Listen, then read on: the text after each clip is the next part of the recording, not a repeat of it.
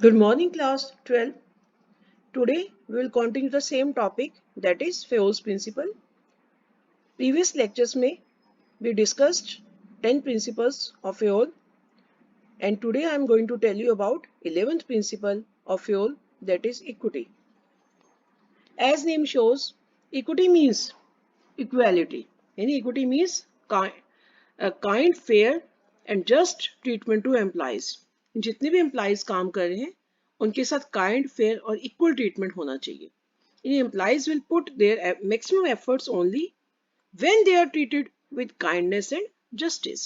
Employees तभी maximum effort देंगे, ज़्यादा contribute करेंगे एक organization के लिए जब उनके साथ kindness और justice के साथ treat किया जाएगा. If a manager is biased, अगर पक्षपात कर रहा है in dealing with the employees के साथ deal करने में, then employees will get dissatisfied and will not contribute to their maximum capacity. तो dissatisfied होंगे और वो पूरी maximum capacity के साथ contribute नहीं करेंगे. अब इक्विटी तो ये कहते हैं कि सभी एम्प्लॉइज के साथ इक्वल ट्रीटमेंट करो, बट इक्विटी का मतलब ये नहीं कि सभी के साथ इक्वल हो. Equity doesn't mean equal salary to a peon and supervisor. इसका मतलब ये नहीं कि सुपरवाइजर और पियोन की सैलरी भी इक्वल होगी, but equity means application of same disciplinary rules, leave rules in the same way irrespective of their grade, position and gender. Equity का मतलब ये है कि जो है ग्रेड के हिसाब से, पोजीशन और जेंडर के बेस पे जो इनमें इक्वालिटी होनी चाहिए, उसके बेस पे बायसनेस नहीं होनी चाहिए. तो यानी उनके साथ जब एम्प्लॉइज जो अलग अलग लेवल के एम्प्लॉइज हैं उनकी सैलरी तो अलग हो सकती है, उनकी सैलरी इक्वल नहीं हो सकती. यानी इसका मतलब ये भी तो नहीं है ना कि जो दो एम्प्लॉइज है, जो एक एफिशिएंटली काम कर रहा है, एक काम चोर है, तो दोनों के साथ सेम बिहेवियर तो नहीं हो सकता ना. तो वहां पर तो थोड़ा सा तो रहेगा ही. जो एफिशिएंटली काम कर रहा है उसकी सैलरी ज्यादा होगी, जो एफिशिएंटली काम नहीं कर रहा उसकी सैलरी कम होगी. तो equity means no discrimination on account of sex, religion, language, caste, belief and nationality. तो इक्विटी का मतलब है कि किसी भी तरह का कोई डिस्क्रिमिनेशन, भेदभाव नहीं होना चाहिए सेक्स के बेस पे. यानी ये नहीं कि मेल की सैलरी ज्यादा कर दो फीमेल की कम कर दो, ऐसा नहीं होना चाहिए. रिलीजन के बेस पे, यानी कोई ये नहीं कि हिंदू है तो उसको जॉब दे दो, सिख है तो उसको जॉब दे दो, या मुस्लिम है तो उसको जॉब दे दो, ऐसा नहीं. लैंग्वेज के बेस पे भी, कास्ट के बेस पे भी, बिलीफ के बेस पे और नेशनैलिटी के बेस पे भी कोई भी डिस्क्रिमिनेशन नहीं होनी चाहिए. For example, in multinational companies people of various nationalities work together without any discrimination. As we find a person of Indian origin, Sundar Pichai, became CEO of the Google. अब देखो यहाँ नेशनैलिटी के base पे partiality नहीं है. अब सुंदर पिचाई जो इंडियन है ऑरिजिन का, उसे गूगल का सीईओ बना हुआ है, और सुनील सूद जो है became the CEO of the Vodafone. तो यहाँ पर नेशनैलिटी के बेस पे कोई भी डिस्क्रिमिनेशन नहीं किया गया है. तो इसके पॉजिटिव इफेक्ट क्या है? जब इक्वालिटी होगा तो एम्प्लॉइज सेटिस्फाइड होंगे, एम्प्लॉइज का मोटिवेशन लेवल बढ़ेगा, मोराल बढ़ेगा. और कॉन्सिक्वेंसेज ऑफ वायलेशन क्या है? डिससेटिस्फेक्शन होगी, इंक्रीज इन टर्नओवर. टर्नओवर मैंने पहले ही बताया था कि शिफ्टिंग ऑफ एम्प्लॉइज. अगर एम्प्लॉइज के साथ एक ऑर्गेनाइजेशन में इक्वल ट्रीटमेंट नहीं होगा तो छोड़कर चले जाएंगे, एंड अनहेल्दी रिलेशन रहेंगे सुपीरियर और सबऑर्डिनेट में. तो these are the consequences of violation of this principle. ये कीवर्ड्स वही हैं जो मैंने बताया कि इक्विटी मतलब अगर ये कीवर्ड्स अगर किसी भी पैराग्राफ में आ जाते हैं केस स्टडी में, अगर इनमें से कोई भी वर्ड आ जाता है तो इट मीन्स हमारा प्रिंसिपल कौन सा है. अगर कहा जाता है प्रिंसिपल आइडेंटिफाई करो तो it means this is equity. यानी फेयर वर्ड आ गए, kind just treatment to employees, no discrimination on the basis of caste, creed and gender, same policies and rules and regulation for all the employees के लिए same rules, जो policies को follow करना. No preference to male और a person of specified religion और promotion for promotion. यानी ये नहीं कि कोई भी मेल पर्सन है तो उसको प्रमोशन दे देना, उसको कोई प्रेफरेंस न देना, या कोई स्पेशल रिलीजन का तो उसको प्रमोशन दे दो, ऐसा नहीं होना चाहिए. Contradicts techniques of differential piece wage system. यानी जो है डिफरेंशियल पीस वेज सिस्टम क्या होता है? जो एफिशिएंट वर्कर्स को ज़्यादा सैलरी दी जाती है इनएफिशिएंट के कंपैरेटिवली. तो वहाँ पर थोड़ा सा कॉन्ट्राडिक्ट करती है टेक्निक्स, क्योंकि इक्विटी में क्या कहते हैं कि similar treatment should be assured to the employees at the similar position. एक जैसे एक ही पोजीशन पे अगर दो एम्प्लॉइज काम कर रहे हैं तो उनकी सेम सैलरी होनी चाहिए. तो यहाँ पर केस स्टडी दिया हुआ है. इस केस स्टडी में क्या है कि दो एम्प्लॉइज, एक टीना एंड एक अंशु. अंशु को जो हैबिट है बैक बाइटिंग की, रॉन्ग रिपोर्टिंग की, और टीना बड़ी सिंसियर है, लेकिन जब प्रमोशन का टाइम आया तो प्रमोशन किसको दे देगी? अंशु को दे देगी। तो बॉस की गलती है कि उसने क्यों नहीं दी उसको, टीना को प्रमोशन क्यों नहीं दी? तो उसने कहा कि टीना जो है फीमेल, एज अ फीमेल जो कॉम्प्लिकेशंस को हैंडल नहीं कर पाएगी, हायर पोस्ट पे अच्छा काम नहीं कर पाएगी बिकॉज शी इज फीमेल। तो कौन सा प्रिंसिपल वायलेट हो रहा है यहाँ पर? That is known as equity. तो यानी explain the principle of management that was not followed by this company. कौन सा प्रिंसिपल फॉलो नहीं करी? जिसे इक्विटी। क्योंकि इसने क्या किया है, हालांकि एफिशिएंट तो फीमेल है लेकिन प्रमोशन किसको दे दी है? मेल को। This is wrong. Now next principle, 12th principle, that is stability of tenure of personnel. Personnel means employees. Fuel ये कहता है कि जितने भी एम्प्लॉइज एक ऑर्गेनाइजेशन में काम करते हैं उनका टेन्योर मतलब वर्किंग पीरियड स्टेबल होना चाहिए। इन एम्प्लॉइज की बार बार शिफ्टिंग नहीं होनी चाहिए। इन employees should not be shifted again and again. बार बार शिफ्टिंग मत करो, इनको एक पर्टिकुलर टाइम दो जब तक वो सेटल हो जाए, क्योंकि किसी भी जॉब में जाने के लिए उसके बाद सेटल होने के लिए थोड़ा सा टाइम लगता है, तभी वो अपना अच्छा आउटपुट दे पाएगा। तो ये नहीं कि अभी वो जॉब पर सेटल ही हो रहा तो उसमें शिफ्टिंग कर दो तो अच्छा अपना आउटपुट, अपनी अच्छी परफॉर्मेंस नहीं दे पाएगा। तो फ्यूल ये कहता है कि बार बार शिफ्टिंग मत करो। तो इसका मतलब यही नहीं कि ट्रांसफर ना करो, प्रमोशन ना करो, करो लेकिन एक टाइम के बाद। It refers to no frequent termination and transfer. यानी प्रिंसिपल क्या कहता है कि फ्रीक्वेंट टर्मिनेशन और ट्रांसफर नहीं होनी चाहिए। यानी according to this principle the management must provide the feeling of job security among the employees. क्योंकि अगर बार बार एम्प्लॉइज की शिफ्टिंग होगी, उसको हटा दिया जाएगा, ये ट्रांसफर कर दी जाएगी, तो एम्प्लॉइज जॉब सिक्योर्ड नहीं फील करेंगे। उनको लगेगा कि यहाँ तो सिक्योरिटी है ही नहीं। तो because with the feeling of insecurity for the job, तो अगर जॉब के लिए इनसिक्योर फील करेंगे तो क्या करेंगे? तो अच्छा कंट्रीब्यूट नहीं करेंगे। The employees can not contribute the maximum. और फ्रीक्वेंट टर्नओवर ऑफ एम्प्लॉइज, अगर बार बार एम्प्लॉइज को अगर चेंज किया जाता है, शिफ्टिंग की जाती है, is bad for the organisation and such decision must be taken when they are most unavoidable. ये बार बार शिफ्टिंग मत करो क्योंकि इससे ऑर्गेनाइजेशन का भी लॉस है। अगर एम्प्लॉइज की शिफ्टिंग तब करो जब जिसको अवॉइड नहीं कर सकते, अनअवॉइडेबल सिचुएशंस में। And not only turnover, turnover मतलब शिफ्टिंग, बट फ्रीक्वेंट ट्रांसफर भी मत करो। और rotation should also be avoided, इसको भी अवॉइड करना चाहिए because it takes some time to a person to learn and get settled on a job. क्योंकि किसी भी पर्सन को अपनी जॉब सीखने में, उसमें सेटल होने में टाइम लगता है। And by the time he get settled, अभी वो सेटल ही हुआ है एंड रिसीव ट्रांसफर ऑर्डर, उसे ट्रांसफर ऑर्डर मिल जाता है तो क्या होगा? Then it will be wastage of resources and employees will not be able to contribute his best for the organization. तो फ्योल ये कहते हैं कि एम्प्लॉइज की शिफ्टिंग तब करो जब जरूरी हो, अदरवाइज उनकी शिफ्टिंग, ट्रांसफर, टर्मिनेशन बार बार फ्रीक्वेंट नहीं होनी चाहिए। तो इसके पॉजिटिव इफेक्ट क्या है? अगर एम्प्लॉइज स्टेबल होंगे तो क्या है, उससे एफिशिएंसी लेवल बढ़ेगा, waste of time and resources नहीं होगा, और कॉन्सिक्वेंसेज में रिवर्स कर लो, वेस्ट ऑफ रिसोर्सेज होंगे, frustration and dissatisfaction among the employees.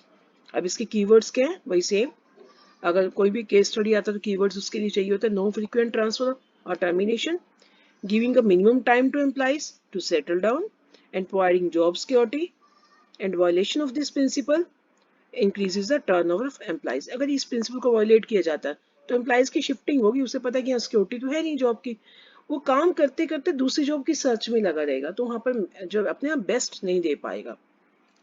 Wastage of resources in training the employees if they are transferred or terminated frequently. अगर employees को बार बार transfer किया जा रहा है, टर्मिनेट किया जा रहा है, तो बार बार उनको ट्रेनिंग देनी पड़ेगी। अब ट्रेनिंग दोगे तो इससे क्या होगा? वेस्टेज ऑफ रिसोर्सेज होगा। Now next principal is initiative. Initiative means self motivation, यानी इसमें क्या कि taking step without being asked, यानी किसी से पूछे बिना अपने आप काम करना। यानी इनिशिएटिव जिसे हम कहते हैं ना कि कई बार आप लोग काम नहीं करते तो आप इनिशिएटिव नहीं लेते। जैसे मानो सपोज हम होमवर्क देते हैं, आपको कोई असाइनमेंट दी, तो बोलने के बाद भी आप नहीं करें तो कहा जाएगा तो यू आर नॉट इनिशिएटिव। ठीक है, तो इस तरह से initiative refers to taking the first step with self motivation, यानी अपने मोटिवेट होकर अपने आप काम करना, that is known as initiative. तो Fioli suggested that employees in the organization must be given an opportunity to take some initiative in making and executing the plan. तो Fayol ये कहता है कि उसने ये सजेशन दिया कि एक ऑर्गेनाइजेशन में जब भी कोई प्लान बनाया जाता है तो उसमें एम्प्लॉयज का इनिशिएटिव जरूरी होना चाहिए। जैसे सपोज आपका टेस्ट लिया जाता है तो आपसे पूछा जाए कि क्या आप इसे कर लोगे इतने डेज में, तो अगर आप ठीक है एम्प्लॉयज को जब इन्वॉल्व किया जाएगा, स्टूडेंट को जब इन्वॉल्व किया जाएगा तो इससे रिजल्ट ज्यादा अच्छे आएंगे। तो it gives immense satisfaction to employees, इससे एम्प्लॉयज को लगेगा कि मुझसे तो पूछा जा रहा है, तो उसको सेटिस्फेक्शन मिले फील होगी। And so managers must welcome the suggestions and ideas of the employees before framing the plans. तो इसलिए मैनेजर को क्या करना चाहिए, कोई भी प्लान बनाने से पहले एम्प्लॉयज के आइडियाज और सजेशंस को हमेशा वेलकम करना चाहिए। The initiative doesn't mean disobedience.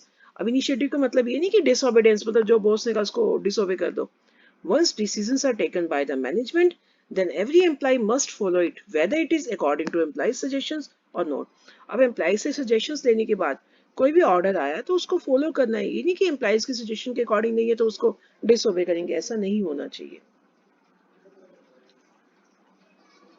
For example, before setting up of a plan, the manager must welcome the suggestions and ideas of employees to allow their maximum participation. तो इसका यही same ये example है कि जब भी कोई एक मैनेजर प्लान बनाता है तो अपने एम्प्लॉयज के आइडियाज और सजेशंस को हमेशा वेलकम करता है, उसकी मैक्सिमम पार्टिसिपेशन को हमेशा अलाउ करता है। But once a plan is made, but एक बार अगर प्लान बन जाता है तो every employee must follow it and implement it. अब जब उसके टेस्ट के अकॉर्डिंग है ये नहीं है, उसके सजेशन के अकॉर्डिंग है ये नहीं, but after that the employees have to follow and implement it. Now what are the positive effect? Develop feeling of belongingness. Natural है कि जब उसे पूछा जाएगा, अगर एम्प्लॉयज की इन्वॉल्वमेंट होगी तो अपनेपन की भावना तो उसमें आएगी ना। Employees achieve the target on time if they are set up with their consultation. अगर टारगेट उनसे कंसल्ट करके सेटअप किए जाते हैं तो टारगेट को टाइम पर अचीव किया जा सकता है। अवॉइलेटिंग इफेक्ट क्या है? Employees will not work to the best of their ability. जब उन्हें पूछा ही नहीं जाएगा तो अपनी एबिलिटी से काम नहीं करेंगे। And demotivation among the employees. तो दीज आर द कीवर्ड्स जो मैंने आपसे बताया। Chalk out the plan and implement, motivation, spirit of employee high रहती है इसमें, encouraging employees to give suggestions and matched with scientific principle of cooperation not individualism। इसमें cooperation से काम करो, अपने अकेलेपन से काम ना करके, मतलब ये ना सोचो कि we are the best, बल्कि cooperation से काम करना चाहिए। and develop feeling of belongingness and motivate the employees। तो इनमें से कोई भी कीवर्ड आ जाता है तो कौन सा प्रिंसिपल है? That is initiative. अब इसकी केस स्टडी है, केस स्टडी भी वही है कि इसमें भी वही दिया कि एम्प्लॉयज को कंसल्ट करके जो है प्लान बनाई गई, तो दिस कौन सा प्रिंसिपल फॉलो किया गया? That is known as initiative. Now last principle, इन फ्यूल के 14 प्रिंसिपल्स है, तो उसमें लास्ट प्रिंसिपल है एस्पिरिट डे कॉर्प्स। इसका मतलब टीम स्पिरिट, यानी मिलके काम करना। फ्यूल ये कहता है कि उसने मैनेजमेंट को ये इंस्ट्रक्शंस दी, सजेशंस दिया कि management must encourage and promote team spirit, unity and harmony. कहते हैं कि जो भी एम्प्लॉयज है उसमें एक मैनेजर को टीम स्पिरिट, मिल के काम करने की भावना, यूनिटी की फीलिंग और हार्मनी की फीलिंग डालनी चाहिए। अंग्रेजों वाला रूल नहीं, डिवाइड एंड जो है रूल पॉलिसी अडॉप्ट नहीं करनी चाहिए, यानी फूट डालो राज्य करो, वो नहीं करना। अगर वो करेंगे तो क्या होगा? ऑर्गेनाइजेशन का नुकसान होगा।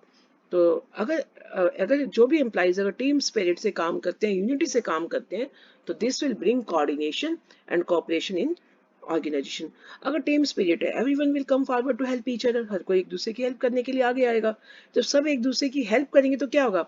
Target will be achieved on time, तो टारगेट समय पर अचीव किए जा सकते हैं। तो manager should replace I with we, मतलब मैं नहीं करना चाहिए, उसको वी मिल के काम करना चाहिए। तो अगर ये वर्ड आ जाता है तो कौन सा प्रिंसिपल है? Esprit de corps. तो this will give rise to mutual trust and belongingness among the team members. It will minimise the need for using penalties. जब सब मिलके काम करेंगे तो उससे बिलोंगिंगनेस की फीलिंग आएगी, म्यूचुअल ट्रस्ट की फीलिंग आएगी, तो पेनल्टीज को कम यूज करना पड़ेगा। तो इसमें एक एग्जांपल, इसमें क्या है कि एक ग्रुप में 10 मेंबर्स हैं, उन्हें टारगेट दे दिया गया 100 यूनिट्स बनाने हैं, तो एक मेंबर को 10 बनाने हैं। तो इसमें से 2 मेंबर बीमार पड़ गए, तो जो बाकी 8 मेंबर्स उन्होंने क्या किया, जो उनके हिस्से के 20 थे वो आपस में डिवाइड कर लिए। इससे क्या हो गया? देखो, 2 मेंबर अगर बीमार हो भी गए हैं तो ऑर्गेनाइजेशन ने तो सफर नहीं किया ना म्यूचुअल ट्रस्ट की वजह से। तो उनका दोनों का जो 20 यूनिट्स थे बाकी 8 मेंबर्स ने आपस में बांट के टाइम पर टारगेट प्रोडक्शन को कंप्लीट कर दिया। तो इसके पॉजिटिव इफेक्ट क्या है?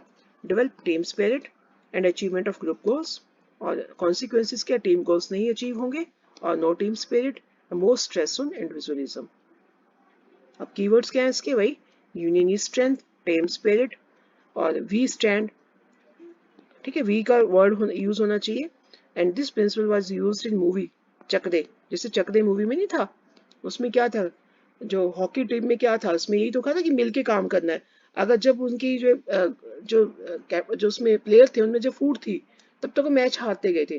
तो शाहरुख खान ने उस मूवी में उनमें एक यूनिटी की फीलिंग लाई, तो जिससे क्या होगा, क्या वो एंड में मैच को जीत जाते हैं। Replace I with we. तो these are the keywords of esprit corps. And today you have to write and revise these 4 principle. That is कौन सा, 11th है equity, and 12th is stability of tenure of personnel.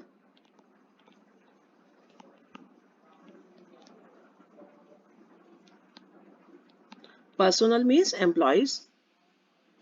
And 13 is initiative. And 14 is spirit.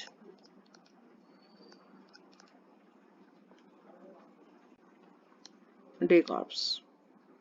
ये चारों principles, यानी आज आपके Fayol's के 14 principles complete हो गए और सबके नोट्स आपको मेंटेन करने हैं। और नोट्स मुझे आपने जैसे ही 14 प्रिंसिपल्स कंप्लीट होंगे तो 4 to 5 के बीच में मुझे नोट्स सेंड करने हैं। Thank you and have a nice day.